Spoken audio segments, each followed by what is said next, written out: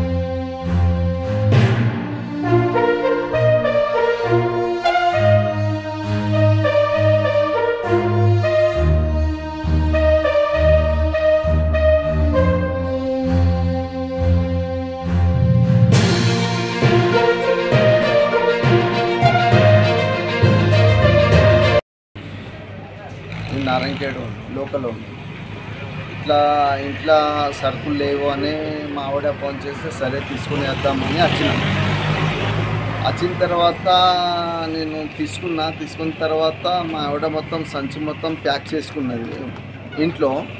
దాని తర్వాత నేను ఇంటికి పోయిన తర్వాత మా ఆవిడ ఫోన్ చేసింది, ఇంట్లో మొత్తం పురుగులు వచ్చినాయని ఫోన్ చేసింది. నేను ఏమన్నా అంటే సరే నేను వచ్చిన తర్వాత పోదమ్మా అని వచ్చినాయి. ఇట్లా మొత్తం పిల్ల తినే వస్తువు మొత్తం పురుగులోనే మొత్తం. దుకాణ యజమానుదారులకు అందరికీ తెలియజేయడం ఏమనగా, పట్టణంలో విపరీతమైన ప్లాస్టిక్ షాపులు ఎందుకు కనబడుతున్నది.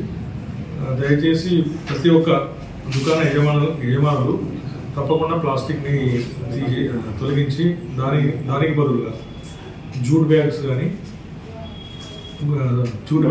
గోనె సంచులు వాడాలి. అదేవిధంగా ఈరోజు తనిఖీలో భాగంగా ఎస్ఆర్ఆర్ మార్ట్లో చెడిపోయినటువంటి పదార్థాలు దొరకడం జరిగింది. అట్టి షాప్ యజమానికి 5,000 రూపాయలు జరిమానా విధించడం జరిగింది.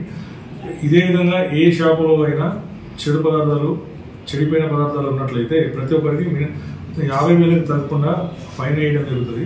అదే దుకాణ యజమానులపై క్రిమినల్ కేసు బుక్ చేయడం జరుగుతుంది, దుకాణాలని సీజ్ చేయడం జరుగుతుంది.